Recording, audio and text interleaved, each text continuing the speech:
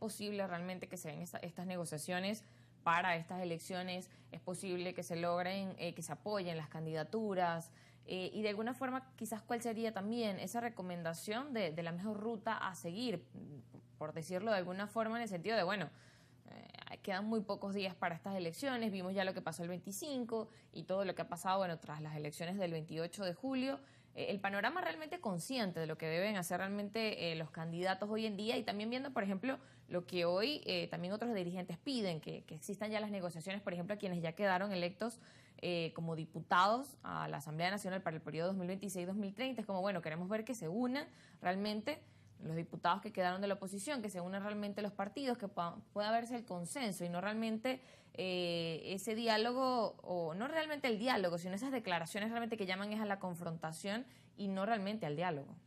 Es así, Soremi. Bueno, no solo es posible que se logre entender estos puentes para que hayan candidaturas unitarias de cara a estas elecciones municipales, sino que es absolutamente necesario. Ahí la cuestión es quiénes de los que se están postulando tienen la madurez para entender que no se trata de quién es el candidato a alcalde y no se trata de quiénes son los salidores para candidato a concejal, sino se trata de presentar una propuesta que para el vecino no solo sea viable que llegue a la alcaldía o al consejo municipal, sino que además sea efectiva y que además proyecte confianza.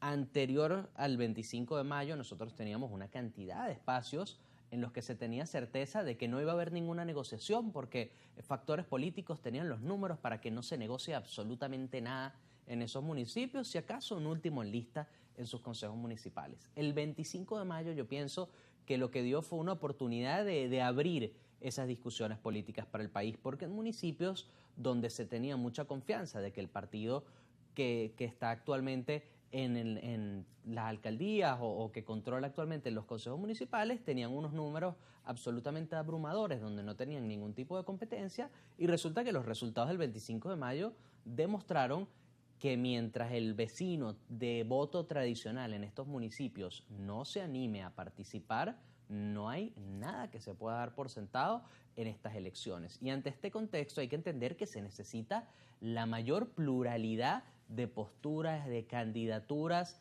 y de ideologías posibles dentro de las mismas planchas. Entonces, cuando nosotros hablamos de quiénes deben postularse, no hay una respuesta correcta, porque hay una pluralidad de opiniones dentro de los vecindarios, sobre todo en municipios como Chacao, Baruta y El Hatillo, y mientras se tenga una mayor representación de todos los vecinos de estas ciudades y se tenga una mayor representación de los distintos partidos y de los distintos políticos con los que ellos se ven identificados, lo que se está haciendo es fortaleciendo la participación, fortaleciendo la confianza en el sistema, y además se le está facilitando lo que en política es vital, que es darle al ciudadano la herramienta de proyectar qué es lo que yo le estoy ofreciendo como candidato político, y que ellos se motiven a participar y que además motiven a los demás vecinos para que la participación sea cada vez mayor y se pueda en efecto defender estos espacios. En ese sentido, ¿cómo evaluar las propuestas que algunos han mencionado, algunos dirigentes políticos?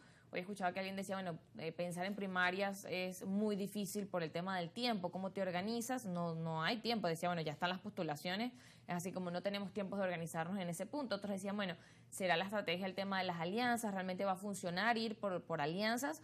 O por el contrario, realmente la mejor opción va a ser como, bueno, escoger quién es la mejor opción y que se apoyen esas candidaturas. ¿Cómo lo evalúas en ese panorama? Quizás cuáles serían las mejores propuestas a seguir. Así, bueno, para garantizar un poco la continuidad en el sistema, independientemente de los números que se manejen en las encuestas, sea intención de voto o sea aprobación de la gestión, que muchas veces pensamos que la aprobación de la gestión se traduce directamente en intención de voto y no es así. Pero en este caso tenemos a distintos políticos que están actualmente como alcaldes, como concejales, y yo pienso que por la continuidad y por facilitarle al vecino que ya conozca quién se está postulando, porque en política lo más difícil no es tener un índice de popularidad, lo más difícil es tener un índice de conocimiento. Y aquel que ya es alcalde y aquel que ya es concejal tiene ahí una ventaja que se puede respetar en el proceso. Lo importante es que estos alcaldes tengan la madurez para entender que estas plataformas que se postulen tienen que ser plurales, tienen que ser abiertas, para que el vecino no sienta es que esto es la continuidad del partido tal. No, esta es una representación de todos los factores que pertenecen a la oposición, que pertenecen a un partido específico, que pertenecen al gobierno, que apoyan los consejos comunales, que apoyan las asociaciones de vecinos, sea lo que sea, pero que el vecino pueda ver cualquiera de las planchas que se vayan a postular y que por un candidato u otro ellos puedan sentirse identificados, porque una vez ellos se sientan identificados, ese sentimiento que eso les genera es el que los va a motivar, a pesar de no haber querido votar el 25 de mayo, de tener un descontento por las situaciones políticas del año pasado. Ese sentimiento es el que los va a llevar a participar, porque bien, ahorita durante la campaña muchas personas comentaron, el 25 de mayo yo no voy a votar, pero cuando vengan mis elecciones para alcalde y concejales yo sí voy a participar. Entonces, para transformar ese sentimiento en acción, lo que se tiene que hacer es venir y decir, ahora vienen estas elecciones que dijiste que ibas a participar y aquí está la oferta que yo te hago. ¿Te gusta lo que yo estoy ofreciendo? Excelente. ¿No te gusta lo que yo ofrezco? ¿Prefieres a otro? Aquí lo tenemos, primero en lista de concejal para el municipio.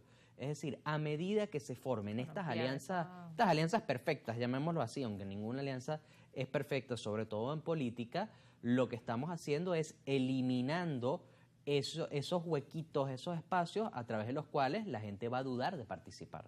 Bien, ahora hay otro reto también que quizás se enfrenta para estas elecciones, que bueno, sigue con ese mismo tema que ya conversábamos, que es la abstención, y diferentes analistas han llamado, bueno, ese hartazgo que hay de realmente del ciudadano hacia los políticos, no hacia la política, sino hacia los políticos. ¿Cómo realmente también enfrentarse a eso?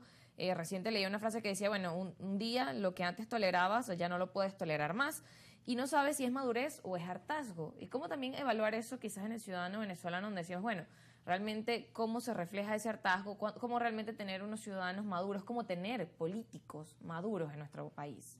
Así, aquí volvemos a lo que conversábamos anteriormente. Se le habla al ciudadano desde unas posturas muy abstractas, desde unas posturas muy ideológicas, que ante un contexto país como el que estamos viviendo, en el que mi prioridad es mi bolsillo, son mis finanzas, es cómo yo mantengo a mi familia, mi casa, cómo yo ahorro porque en un futuro me quiero comprar una casa, un carro, lo que sea. Si a mí me viene un político a hablar de defender espacios, de vamos a participar porque si no se participa se pierde, estos mensajes abstractos, yo digo, ¿cómo me como eso? ¿Cómo yo lo interpreto? ¿Dónde está el queso de la tostada? Y el venezolano lo que quiere es soluciones concretas a sus problemas. En una elección como la de diputados y gobernadores,